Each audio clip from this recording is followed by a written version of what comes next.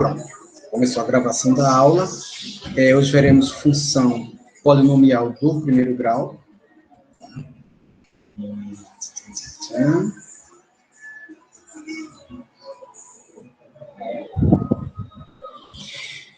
Então, na próxima semana, nós faremos a resolução das questões da aula de gráficos e dessa aula de polinômio do primeiro grau, certo?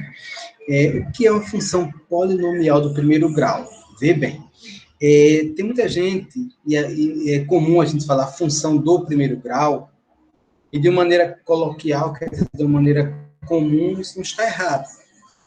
É como, por exemplo, quando a gente pede, me empresta um lápis, a gente sabe que na linguagem culta eu não posso começar uma oração com pronome pessoal oblíquo, me empreste, seria empreste. Mas todo mundo entende o me empreste, não é um lápis, uma caneta.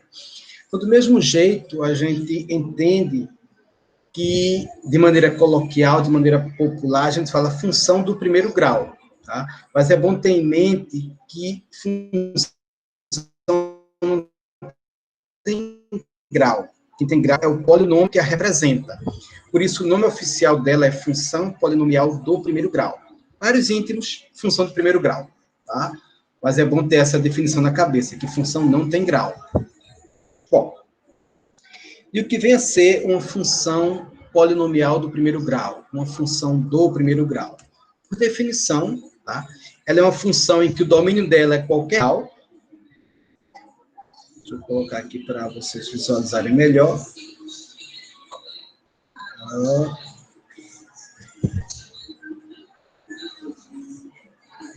Ela é uma função em que o domínio dela é o conjunto dos números reais e o contradomínio também é o conjunto dos números reais.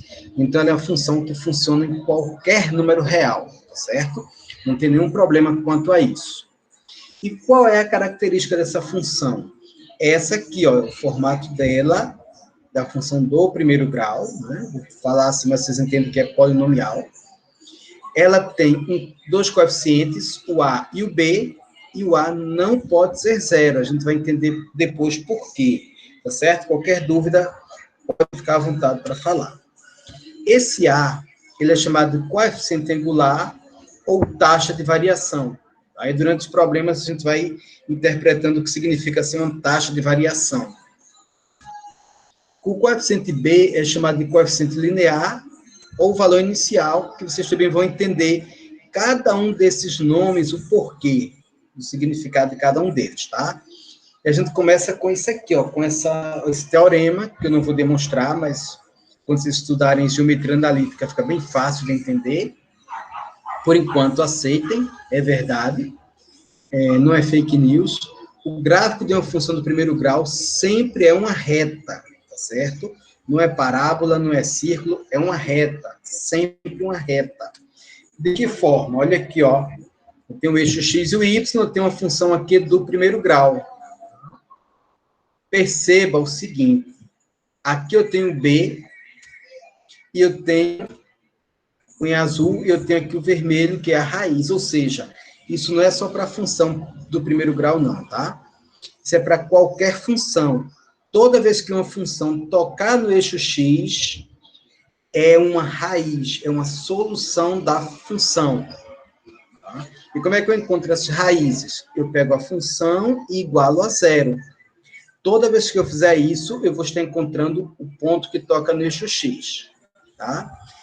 Já esse B, o coeficiente linear, ele sempre vai ser o ponto em que a função do primeiro grau toca o eixo y. Tá? Então, é bom deixar claro isso para vocês. A reta, ela sempre toca o eixo x e o eixo y. O eixo x, ela toca na raiz da função, ou seja, na solução da equação, e o eixo y sempre é tocado pelo ponto B, pelo elemento B, pelo coeficiente B. Olha um exemplo aqui. Ó. 2x mais 6. Perceba que esse 6, que está em azul, ficaria exatamente aqui no lugar do B, tá? Porque é o ponto em que a função toca o eixo y. Se eu quiser achar as raízes, no caso a raiz, porque no primeiro grau só tem uma raiz, 2x mais 6 igual a zero, ou seja, essa é a grande diferença, tá? De função para equação. a função ela não tem igual a zero. Ela é uma expressão. Já a equação, você botou aqui igual a zero, isso não é mais uma função, é uma equação. Para resolver essa equação, vocês sabem o que fazer. Coloca o x no primeiro membro, 2x, passa o 6 para o segundo membro, né, e depois divide por 2. Então, x igual a menos 3. Ou seja, menos 3 é o ponto em que a função toca o eixo y. Para que isso fique mais claro para vocês, deixa eu apresentar aqui uma tela do GeoGebra. Tá? Então, eu acredito que está dando para vocês visualizarem. Isso aqui é um gráfico. Aqui o coeficiente A e o coeficiente B da função, tá? Da raiz. Então, você observa que esse coeficiente ele vai aumentando e diminuindo, olha. Tá? O que acontece, lembram que eu disse que o A não pode ser zero? O que acontece se o A for zero? Perceba, isso deixa de ser uma função do primeiro grau e passa a ser uma função constante. Ela não toca no eixo X. Por isso que ela não tem raiz. Tá certo? Agora, observe se o A for positivo. Ela fica crescente. Se o A for 2, ela continua crescente. Se o A for 3, 4, ela continua crescente. Agora, quando o A é negativo, ela passa a ficar decrescente. Tá?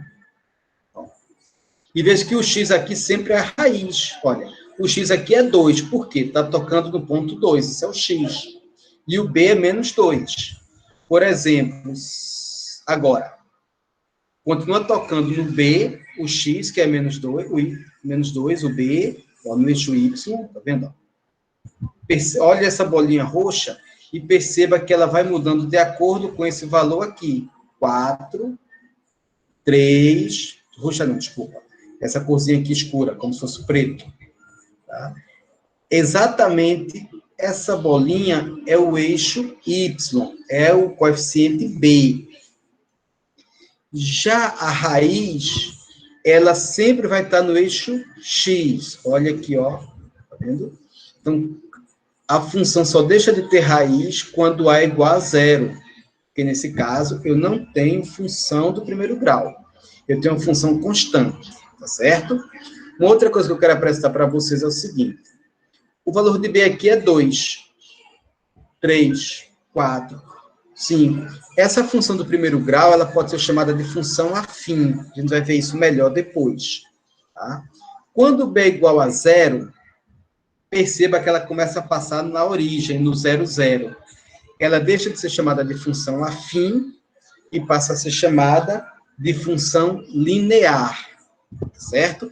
Essa função linear, ela forma uma proporção. A função afim, aquela que não passa na origem, não passa no 0, 0, ela não pode ser uma proporção. A gente vai ver isso melhor nessas planilhas. Eu tenho uma função de primeiro grau, onde o A é 2 e o B é 2. Veja que o coeficiente de valor inicial do B é sempre 2.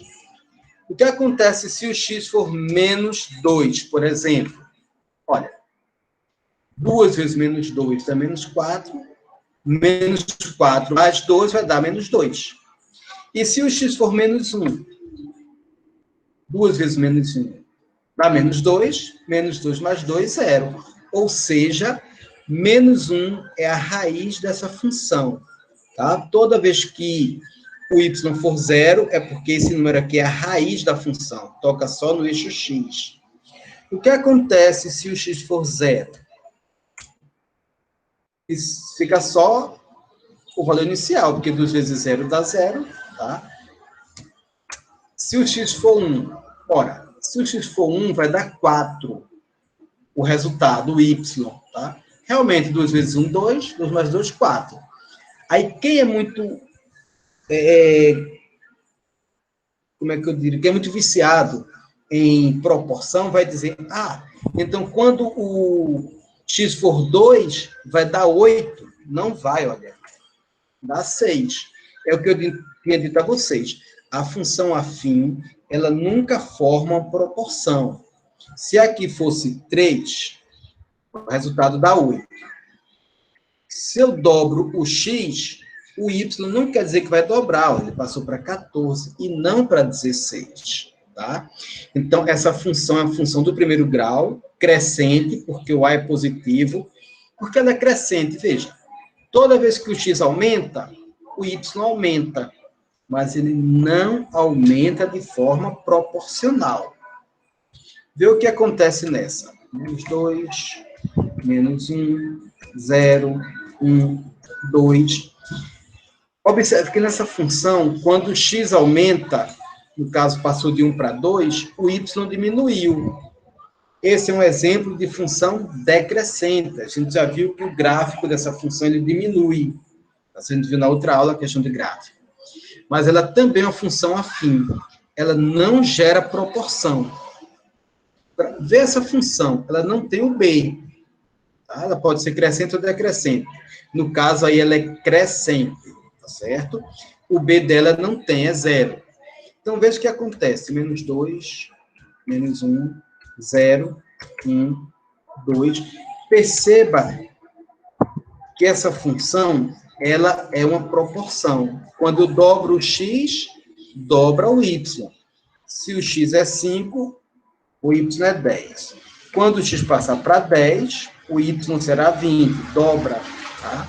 Então, se você tem um problema de função de primeiro grau, você não pode usar a proporção, a menos que você garanta que a função ela é linear, ela não tem o valor de b, tá certo? Isso é muito importante para quando a gente for fazer alguns problemas mais adiante. Qualquer dúvida, a gente é só falar, tá certo?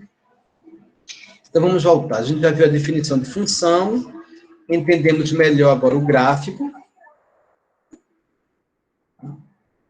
E vamos agora ver novamente o que eu tenho falado para vocês. Quando A é positivo, a função é crescente, ela aumenta, certo?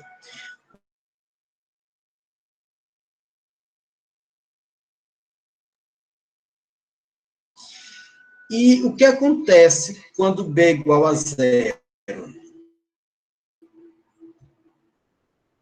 Quando B é igual a 0, a gente tem um fato bem interessante, que é o seguinte, ó.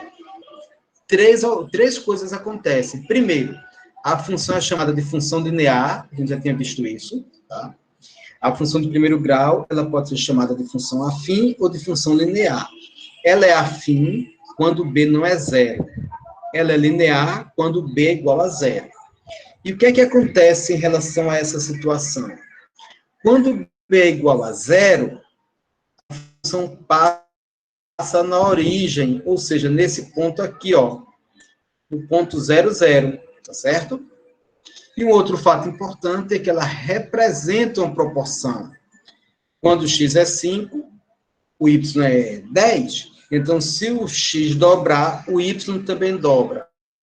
Tá? O y também triplica, tá certo? Agora, na função afim, não acontece isso, a gente viu agora há pouco, tá certo? Qualquer dúvida, a gente é só perguntar, tá? Bom, e como é que a gente resolve problemas de função do primeiro grau? Temos dois tipos de problemas. Um deles é quando nós conhecemos os coeficientes. Vamos entender melhor isso. Olha, vou dar uma lida nessa questão. Uma pessoa com obesidade, pesando num certo momento 156 quilogramas, recolhe-se a um spa, onde se anunciam perdas de 2,5 kg por semana. Suponhamos que isso realmente ocorra. Nessas condições, letra A, encontre uma fórmula que expresse o peso mínimo que essa pessoa poderá atingir após N semanas. Ou N ou X, não importa. Tá? Calcule o número mínimo de semanas completas que a pessoa deverá permanecer no spa para sair de lá com menos de 120 kg de massa. Né? Peso aí, mas a gente sabe que é massa. Bom, perceba que o coeficiente angular é menos 2,5. Vamos entender por quê. Olha, eu tenho aqui dois coeficientes, que é o 2,5 e o 156. Como é que a gente define quem é o linear e quem é o angular? Veja, o angular sempre é o valor que vai variar, que vai aumentar ou diminuir. Então, ele está diminuindo 2,5 a cada semana. Essa é a variação. É o coeficiente A, que é a taxa de variação. Esse aqui é o valor inicial. Ele chegou lá com 156 quilos. Então, se ele não fizer regime nenhum, ele vai continuar com essa massa, né, com esse peso aí, certo? Então, 156 é o coeficiente linear. Lembrando que a função é ax mais b, temos aqui a função do primeiro grau, que representa essa situação. Observe que o A é negativo. Por que o A é negativo? Porque ele está perdendo peso, tá? A gente sabe que é massa na física, mas vou chamar de peso só na linguagem coloquial, tá certo? Então, perceba que ele perde 2,5 kg a cada semana. Por isso que é negativo. Se ele tivesse lá para ganhar peso, esse aqui seria positivo, seria mais 2,5, tá certo? Então, bem, a letra A já foi respondida. A função que resolve essa situação é menos 2,5x mais 156. Até agora está tudo tranquilo, qualquer dúvida é só dizer, tá certo? Bom, na letra B, ele quer saber quanto tempo a pessoa deve passar para sair de lá com menos de 120 quilos. Ora, então o que é que eu quero?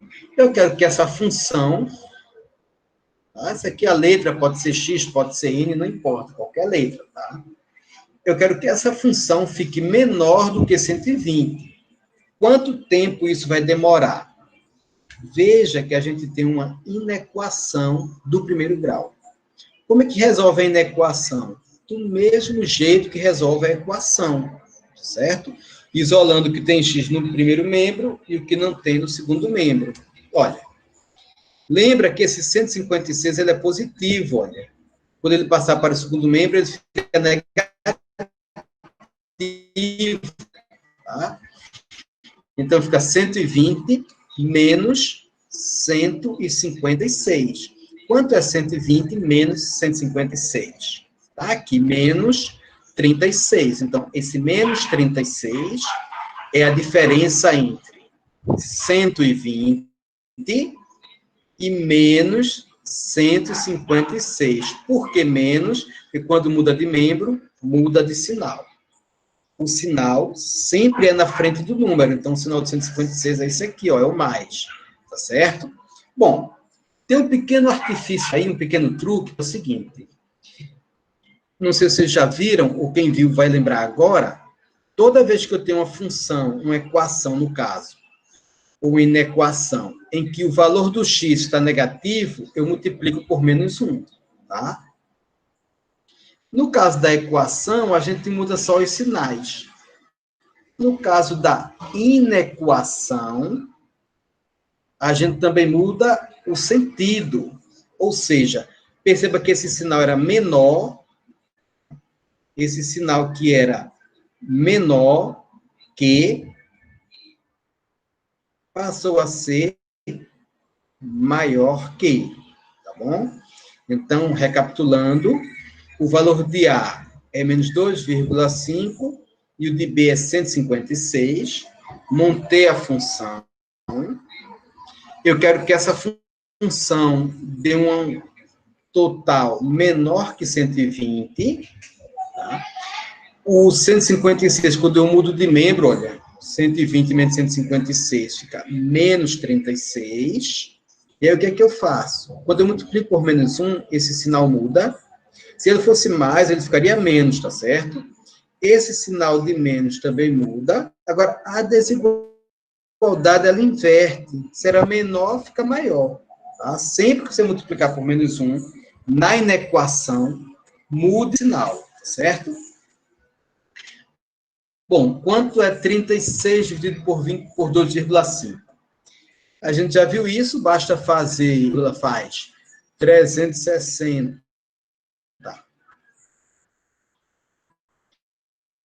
dividido por 25, né, para poder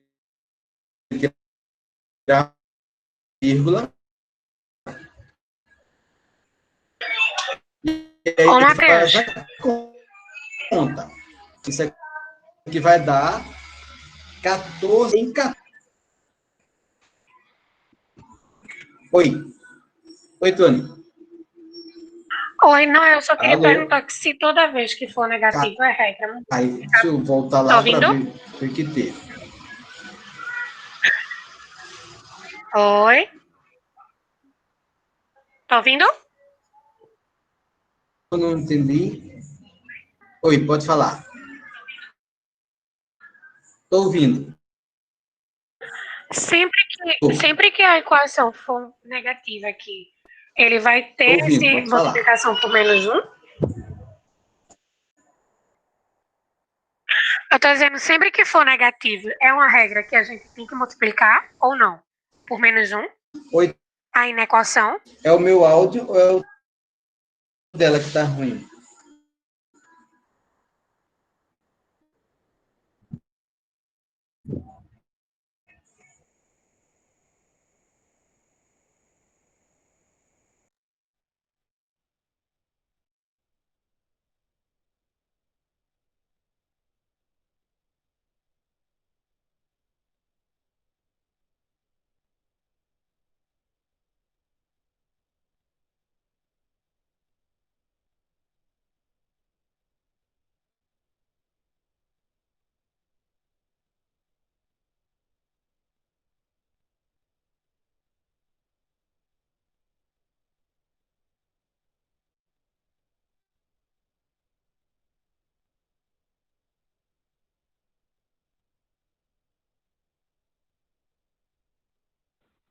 Pessoal, um minutinho que eu entro na reunião com o celular e o computador. No computador caiu o acesso.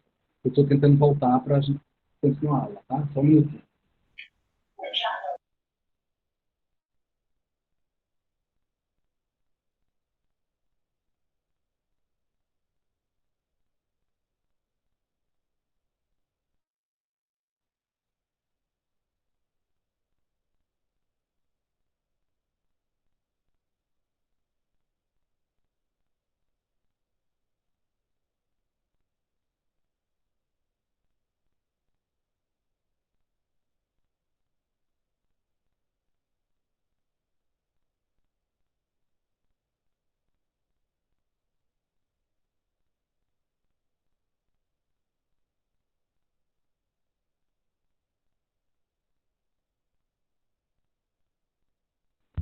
Pois, enquanto tenta voltar no computador, está me escutando pelo celular?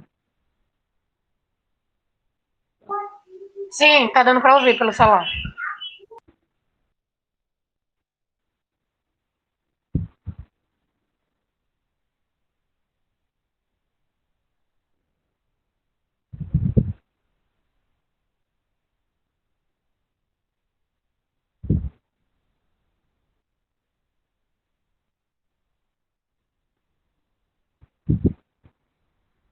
Pronto, acho que voltei. Sim, Tony, pode perguntar. Oi. Não, era só Pronto. perguntando. Na equação, quando for negativo, né? Quando for na equação, se é regra que a gente tem sempre que multiplicar por menos 1. Mas aí o que me disse aqui, que eu tenho já. Beleza. Você tem sempre que multiplicar por menos 1. Deixa eu só outro aqui. Estamos escutando? Sim. Pronto, beleza. É a minha internet mesmo, que estava ruim. Pronto, liguei o áudio do celular. Vê, quando você tem que multiplicar por menos 1, porque o que você quer sempre é o valor de x e não de menos x. Então, toda vez que você tiver uma inequação ou uma equação, se no final o x estiver negativo, como é esse caso aqui, deixa eu voltar a apresentar, só um minutinho, você tem que multiplicar por menos 1, para que o x fique positivo. Certo? Não pode você simplesmente deixar o x negativo e esquecer o restante. Deixa eu voltar a apresentar aqui para vocês. Tá? A única diferença é a seguinte. Quando você tem uma equação, o sinal, deixa eu escrever aqui, o sinal é de igual. Então, se você inverte esse sinal, vai continuar igual. Tá? Agora, na inequação, se ele é maior, quando você multiplicar por menos 1, fica menor. Se ele for menor, ele fica maior. Sempre você tem que inverter esse sinal aqui, ó. Tá? Sempre. Tá?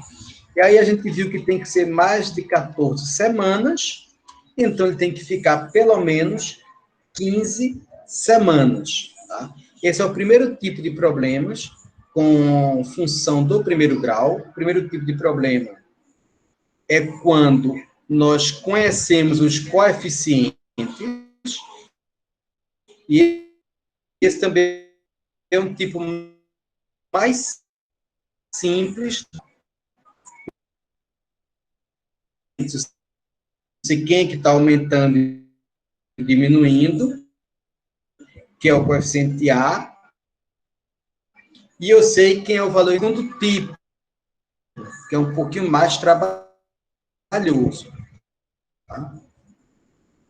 O segundo tipo de problema que pode aparecer com a função do primeiro grau é coeficientes, mas não são os coeficientes, viu o que eu estou dizendo? Ó, o valor de uma moto nova é de 9.000. Tudo bem.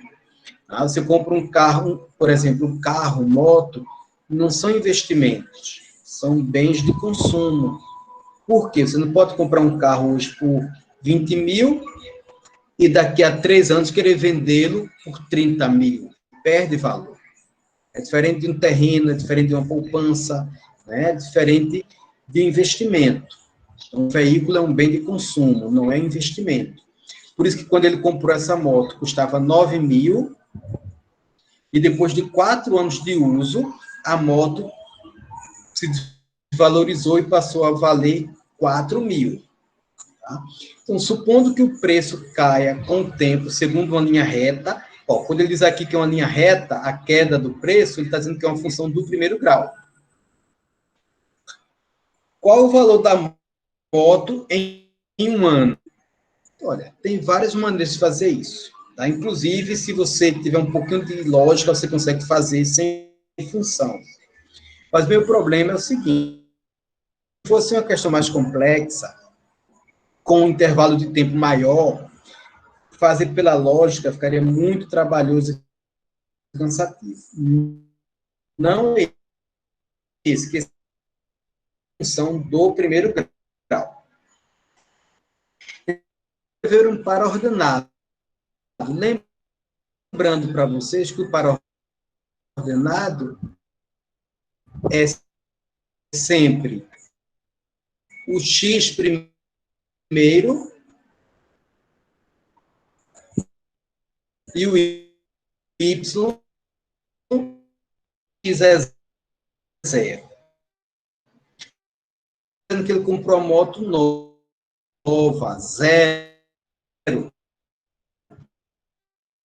Tá? No tempo inicial. Depois de 4 anos, o tempo 4,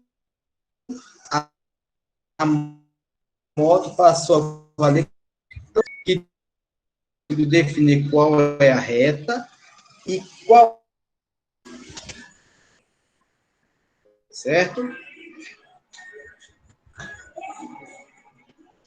Aqui melhorou um pouco agora, mas eu acho que, em geral, hoje a internet deve estar ruim para muita gente.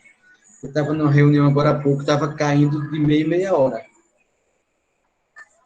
Bom, gente, então, voltando para o assunto, eu tenho esses 2 pontos, e a grande jogada é como é que eu jogo esses 2 pontos na função.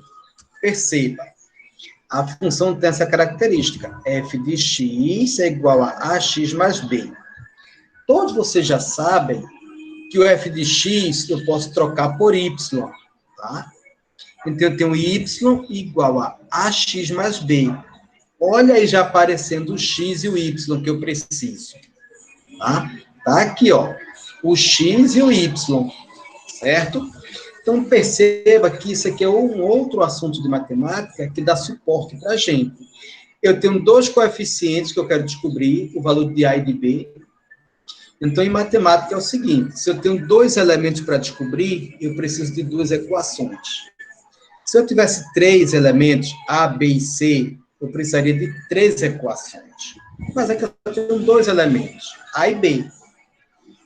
Então, os dois coeficientes que eu preciso descobrir, eu tenho aqui duas equações a serem montadas. Uma para o tempo 0, outra para o tempo 4 anos. Tá? Como é que fica isso? Vê que é bem simples. Eu vou substituir o x por 0 e o y por 9.000. O y, se está aqui na frente, ou se eu escrevo o y aqui, ó, não faz diferença nenhuma, é só para organizar mais, certo? Então, A vezes x, ou seja, A vezes 0, mais B, é igual a o valor. Qual o valor? 9.000.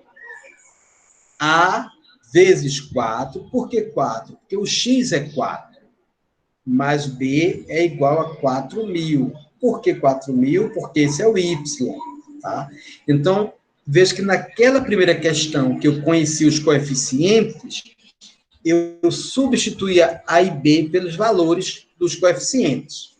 Nesse caso, o que eu conheço é o x e o y. Eu substituo o x e substituo o y. E monto uma equação com A e B, depois eu monto outra equação com A e B, que a gente chama de sistema de equações, certo? Nesse caso em particular, como o A aqui é 0, está multiplicado por 0, eu já sei que o B é 9.000, tá? Mas vamos fazer de maneira geral? Olha, está aqui organizado 0A mais B igual a 9.000, 4A mais B, 4.000. Eu montei um sistema de equações. Uma coisa boa para você é que todo sistema de equação que é montado em cima de uma função de primeiro grau, eu posso usar o método da adição. O que é o método da adição? É você somar ou subtrair as equações para poder resolver o problema. Então, por exemplo, se eu pego a segunda equação e subtraio da primeira, nesse caso, eu tenho vários métodos, tá? Cada um resolve pelo método que mais lhe agradar. Eu estou tentando mostrar um método padrão que sempre vai resolver esse tipo de problema, mas cada um resolva como achar melhor. 4A menos 0A vai dar 4A. B menos B vai cancelar o B. E é isso que eu quero, cancelar uma variável. 4.000 menos 9.000, não esqueça, ó. Menos 5.000, tá certo? Não esqueça do menos. Por que você não deve esquecer o menos? Porque se com o tempo o preço está caindo, o tempo aumenta e o preço cai, isso é uma função decrescente. Se ela é decrescente, o A tem que ser negativo, certo? Então, olha aí. O A é menos 1.250, o valor inicial, dúvida, pode pegar esse 1.250 e substituir em qualquer equação dessas, que o valor, por exemplo, substituir aqui, ó, o B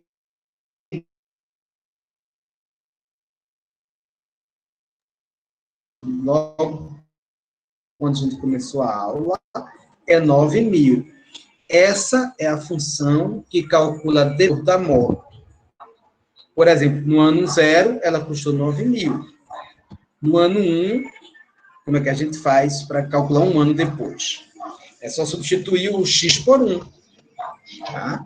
Vai dar 9.000 menos 1.250, 7.750. Então, um ano depois do uso, essa moto passa a valer 7.750. Se eu quiser saber o preço dela daqui a 2 anos, tá? Substituiria o X por 2. 3 anos, substituiria o X por 3. E assim sucessivamente. E a função realmente é decrescente, tá? O Y é negativo. Ela, à medida que o tempo passa, aumenta o tempo, diminui o valor da moto. Isso é uma função decrescente. Se essa questão fosse de uma dívida, tá, ou de um valor na poupança, seria uma função crescente. E quanto mais o tempo passasse, mais o valor na poupança iria ficar maior. Pouquinho, mas maior. E se fosse uma dívida, aí é que você ia ver a dívida crescer com o passar do tempo. Certo?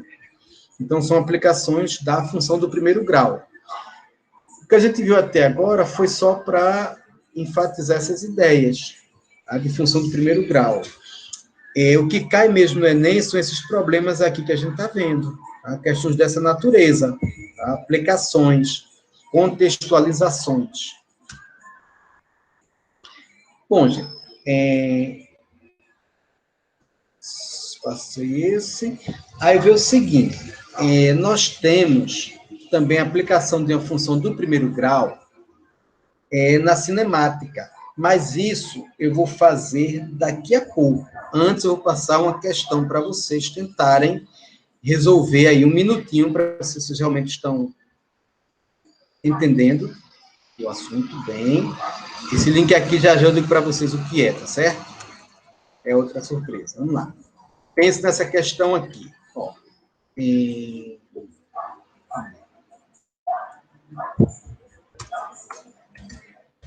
a produção de uma fábrica tem um custo fixo de 5.000 e um custo unitário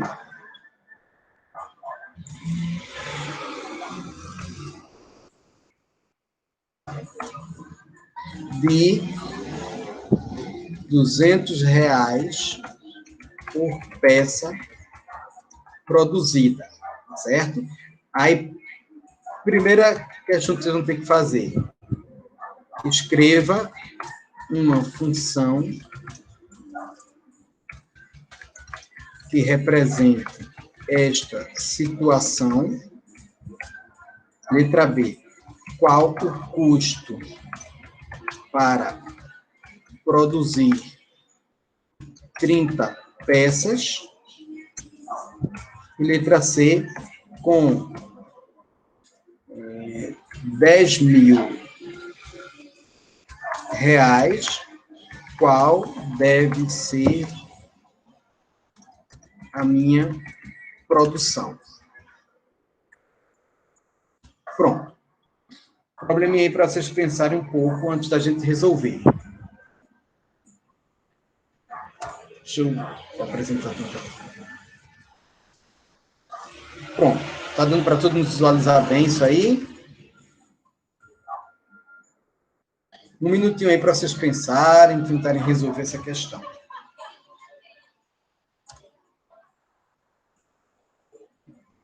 Quem terminar pode ir me dizendo que assim que vocês concluírem a gente resolve.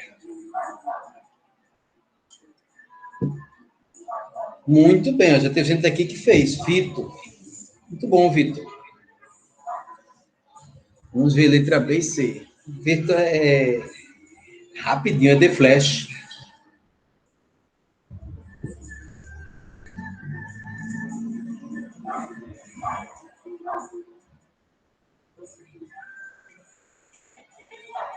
Ele é mais rápido que ligeiro.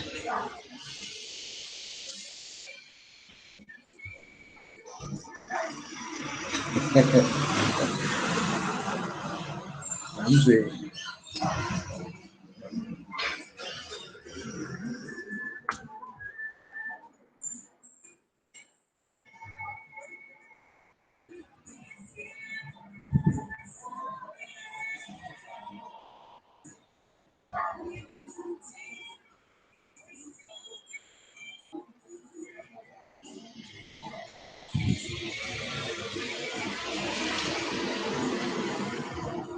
Eric está dizendo que a letra B dá 6.000.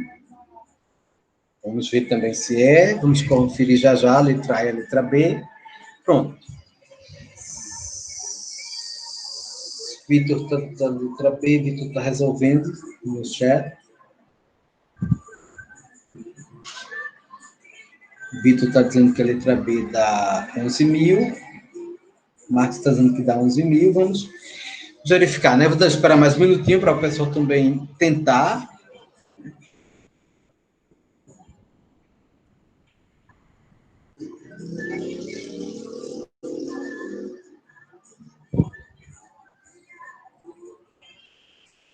Arthur também está dizendo que dá 11.000.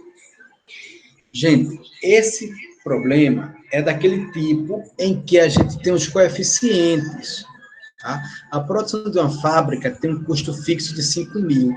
O que seria esse custo fixo?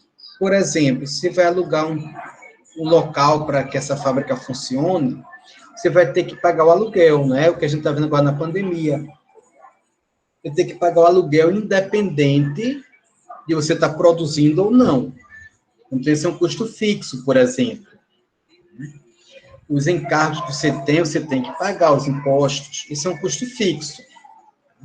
Agora, tem um custo variável, um custo que depende da produção. Ele disse que para cada peça produzida, ele gasta em média R$200 para produzir uma peça. 2 peças ele gasta 400, 3 peças 600, mas além desse custo por produção, ele tem um custo inicial.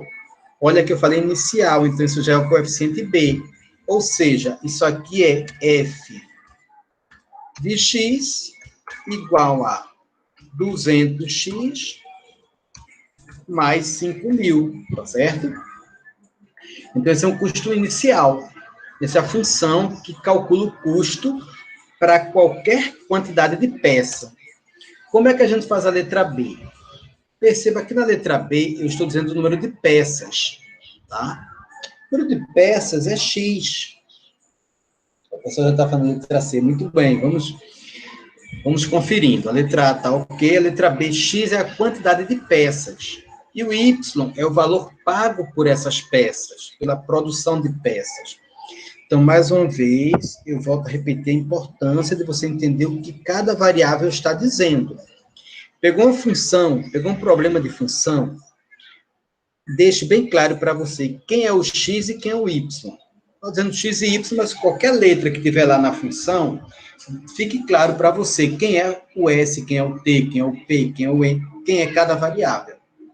No caso, eu estou dizendo para vocês aqui que X é o número de peças e Y é o valor dessas peças, valor pago pela empresa para fazer a produção dessas peças. Então, quando eu digo a você que X é peças, eu estou dizendo a você que X é 30. Então, F de 30 é igual a 200 vezes 30 mais 5.000. Olha, fica fácil. 2 vezes 3 dá 6, com mais 3 zeros dá 6.000, mais 5.000. Quanto é que você tem que ter? Então, vez que no planejamento dessa empresa, se ele quiser produzir 30 peças, ele tem que ter um valor de 11.000, correto. Quem fez, beleza. Muito bom, parabéns. Agora, vamos ver a letra C. Quem tentou também, não é? Porque não é só acertar. Você tentou, essa é a hora da gente tentar errar, tirar dúvidas, certo? Então, não veja o erro como uma coisa ruim, não. Tem hora da gente errar e tem hora da gente aprender. Vamos lá. A letra C, veja que a letra C, ele não diz que são 10.000 peças. Ele diz que são 10.000 reais. Então, se eu tiver 10.000 reais para investir nessa empresa, quantas peças eu vou conseguir produzir? Quem não ficar à vontade com F de X, coloca Y. É a mesma coisa. Ora, quem é esse A? É 200. Quem é esse B? É 5.000. Perceba que o y aqui na frente, no primeiro membro, ou aqui no segundo, não faz diferença. É só para facilitar a vida da gente. Tá? Então, isso aqui é a função que calcula o preço. Mas qual é o valor que eu tenho para investir? 10 mil. Ô, Matheus. Oi. Não, agora eu vi. Eu pensei que no lugar desses 5 mil você ia colocar 10 mil, né? Não, esse valor inicial ele continua, porque é o que você gasta de início. Tá. Na verdade, você só tem duas coisas. Ou você substitui no X ou no Y. Tá certo? Não tem outro lugar para substituir, ou no X ou no Y. Esse 5 mil e esse 200, ele fica, porque eles são os coeficientes. Bom, gente, então ver o seguinte. Vai ficar 10 mil menos 5 mil. 10 mil menos 5 mil, 5 mil. Vê que nem precisa multiplicar por menos 1, porque o A é positivo, a função é crescente. Né? Lógico, quanto mais você quiser produzir, mais você vai ter que investir. X é igual a 5 mil dividido por 200. Ora, se eu cancelar esses dois zeros daqui, com esses dois zeros daqui, vai ficar 50 por 2. X igual a 25. Então, eu vou poder produzir 25 peças. Bom, então, com 10 mil, desculpa, eu posso produzir 25 peças, certo? Agora, uma pergunta. Na letra B, com 30 peças, eu gastei quanto? 11 mil, não foi? 11 mil. Para produzir 30 peças, eu gasto 11 mil. Vamos pensar numa letra D? Vamos pensar numa letra D? Se eu quisesse produzir 60 peças, 30 eu gasto 11 mil. Será que com 60 eu gasto 22 mil? Será que acontece isso? Para 60 peças, quanto é que eu vou gastar? Muito bem, Vitor. Eu não gasto 22 mil. Por quê? Isso não é proporcional. Por que não é proporcional? Porque essa função, olha, ela é uma função afim. Ela não é uma função linear. Se ela não tivesse esses 5 mil, não tivesse o valor de B, aí seria uma proporção, tá? Então, muito cuidado, não vá usar proporção em qualquer problema, não, que às vezes você pode dançar. Ora, para responder isso, 60 peças, basta que eu pegue a função,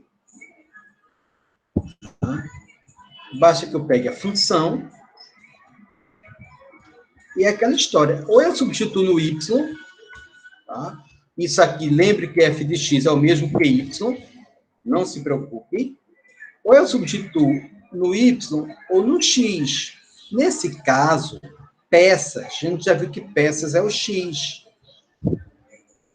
Então, eu tenho aqui vezes 60. Vai dar quanto isso? Olha, vamos lá. 2 vezes 6 dá 12. Ficaram agora 3 zeros. 1, 2, 3. Mais 6, mais 5 mil, né? 12 mais 5, 17 mil. Muito bem, Nick. Perfeito. Corretíssimo, acertou. Então, muito cuidado com esses problemas, tá? Para a gente não querer fazer proporção onde não cabe. A função que cabe em proporção é y igual a ax. Se eu tiver y igual a ax mais b, ou y igual a ax menos b, isso não cabe proporção, tá certo? De forma alguma. Bom, gente, vamos dar uma olhadinha agora na cinemática, na física. Todo mundo lembra aí do movimento uniforme, né, o MU. O movimento uniforme é aquele que não tem aceleração, portanto, a velocidade é constante. Então, olha a analogia, olha o que se parece com a função do primeiro grau e a função horária do espaço. O espaço é o y, o espaço inicial é o b, a velocidade é o nosso coeficiente a, que é a taxa de variação, e perceba que a velocidade é uma taxa de variação. Por exemplo, quando eu digo 80 km por hora, eu estou dizendo que o veículo está variando 80 km a cada hora. 50 km por hora, eu estou andando 50 km a cada uma hora. Isso é uma taxa de variação do espaço em função do tempo, tá certo? E a variável, se é t ou se é x, também não importa. Tá? É uma variável qualquer. Olha esse problema aqui. Dois carros se movem em linha reta, em movimento uniforme e do mesmo sentido. Tá? Estão indo no mesmo sentido. No instante zero, eles estão distantes 200 metros um do outro, conforme a ilustração.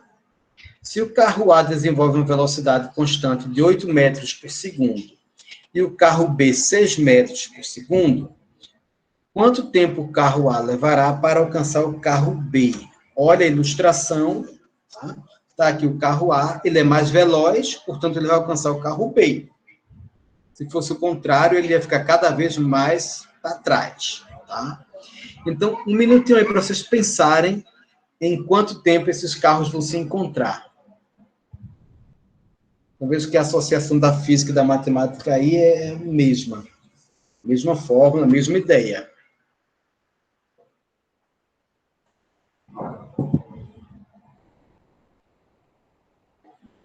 E aí, um minutinho para vocês pensarem, organizarem as ideias, certo? E aí a gente começa já já a resolver.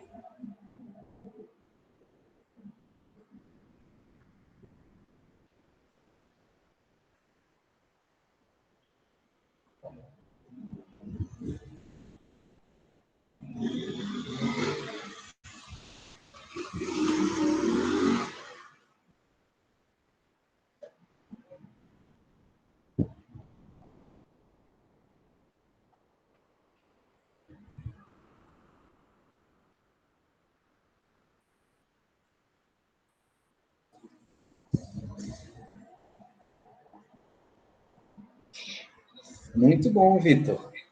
Isso é rápido que tem. Muito bom, vamos ver, né? Como é que fica. Primeiro, a equação, a função, na verdade, fica assim. Ó. Perceba que não importa se eu faço y igual a b mais ax ou y igual a ax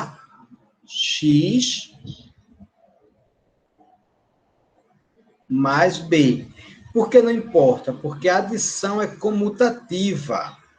Em matemática, a gente normalmente coloca o coeficiente angular na frente.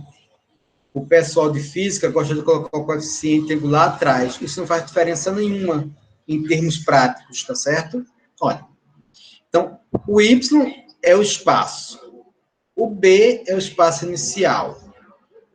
O a é o coeficiente angular, é a velocidade, e a variável aqui é o tempo. Tá? Se eu considerar esse carro aqui, o carro A, no início da contagem, o espaço dele é 0. E a velocidade dele é uma taxa de variação de 8t. Então, eu tenho aqui a equação desse carro. Ele percorre a cada segundo 8 metros. Vamos ver agora a equação do carro B. Se eu tomo esse carro A como referência, o espaço inicial do carro B ele está 200 metros à frente. E a velocidade dele é de 6 metros por segundo. Tá? Então, eu já tenho aqui a equação A e a equação B. Quando é que dois objetos se encontram? Quando eles estão no mesmo espaço, ou seja, no mesmo local. né? Uma coisa que agora na quarentena a gente não tem muita condição de fazer com todo mundo. É estar no mesmo local para poder conversar, ficar junto, né? Trocar ideias pessoalmente. Mas na física, quando disser que um móvel encontra o outro, não tem quarentena que faça a coisa ser diferente. Tem que ser A igual a B, sempre. O mesmo espaço, o mesmo local. Então, o espaço do carro A, o local.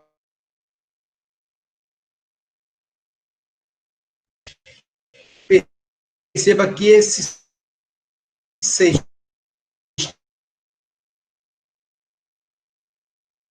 em segundo. Quem quiser transformar isso para minutos, né, só dividir por 60 vai dar 1,6, 1,7 aproximadamente.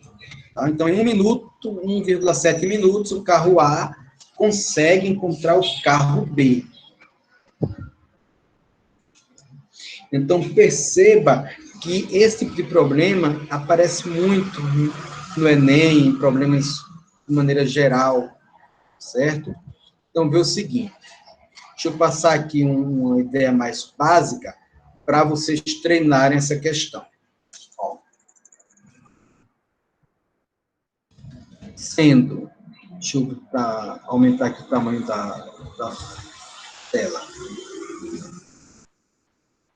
Sendo S igual a S0,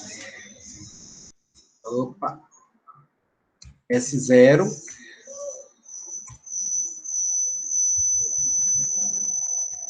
mais VT.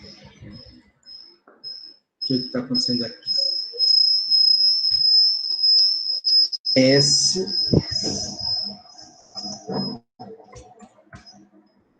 igual a S está minúsculo, tá? Para a gente. Aqui, S0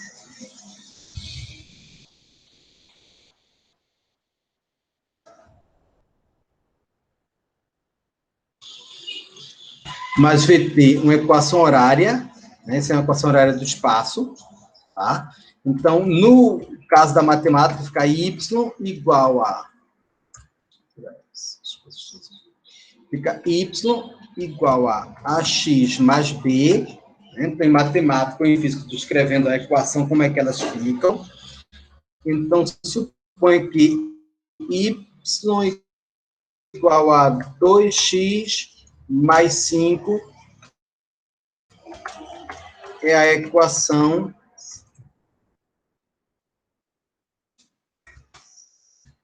horária do espaço, tá? Eu vou considerar no sistema internacional, que seria metros por segundo, né? No sistema internacional é metros por segundo. Então, duas coisas. Determine... Deixa eu botar aqui. Não, determine o espaço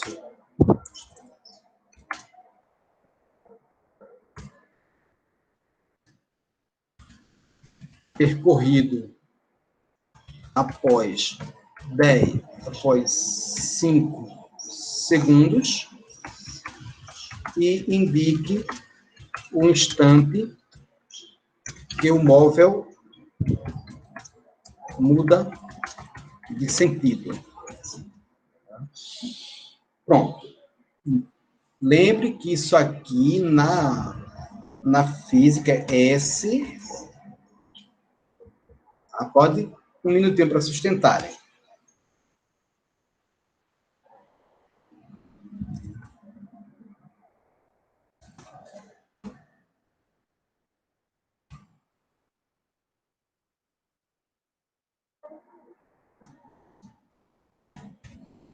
Pronto.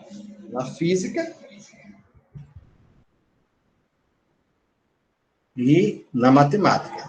Só mudam as letras, a ideia é a mesma. Um minutinho aí para vocês pensarem nessas duas ideias.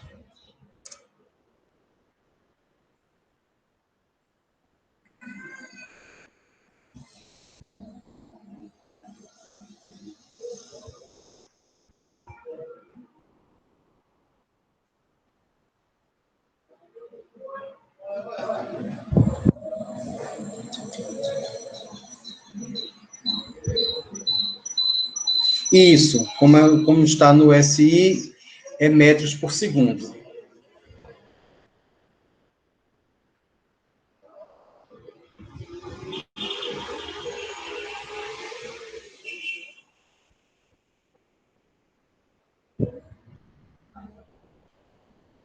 Sempre que colocar essa sigla aqui, é Sistema Internacional de Medidas. Tá?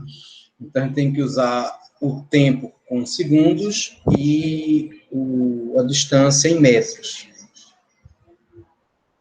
Já fica um conhecimento aí em física para quem não sabia desse detalhe.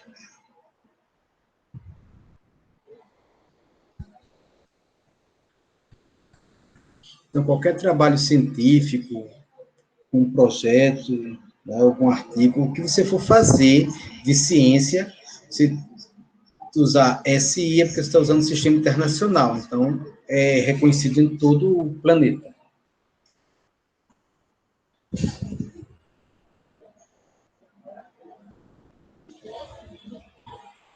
No caso da temperatura, a gente não usa nem o Celsius nem o Fahrenheit, a gente usa o Kelvin. Isso é para padronizar, tá? Para não ficar uma confusão nos trabalhos científicos. Cada um usa a unidade que mais gosta, que mais utiliza no país.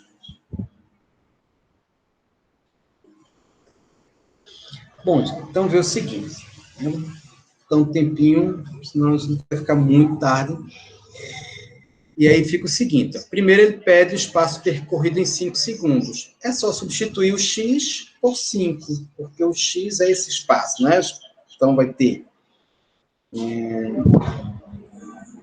o x vai ficar menos 2 vezes 5 mais 5. Vai ficar menos 10 mais 5. Resposta, menos 5 metros. O que significa isso? Significa que ele está 5 metros atrás da origem. É um movimento retrógrado. Ele está... Não está indo, ele está voltando, certo? E aí pergunta-se o seguinte, se ele está voltando, em quanto tempo ele deve passar na origem? Quando é que a gente sabe quando é que o móvel passa na origem? Sempre a gente pega a equação do espaço igual a zero. Toda questão de física que pergunta quando é que o móvel passa pela origem, você tem que pegar essa equação igual a zero. Então, menos 2x mais 5 é igual a zero. Menos 2x igual a menos 5. Olha a necessidade de multiplicar por menos 1. Fica 2x igual a 5. Tá? Multiplicar por menos 1 é eliminar o negativo.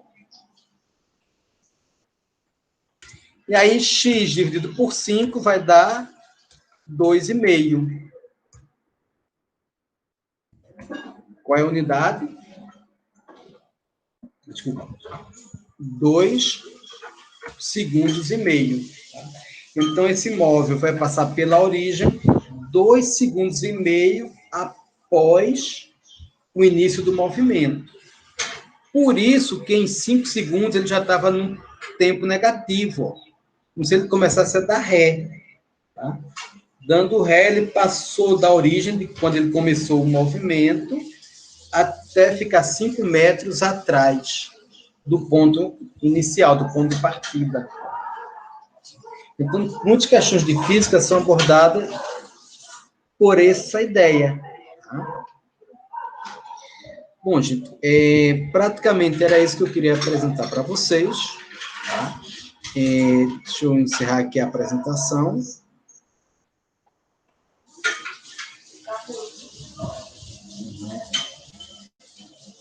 Pronto. Vou também parar a gravação para ela não ficar tão longa com coisas desnecessárias e também para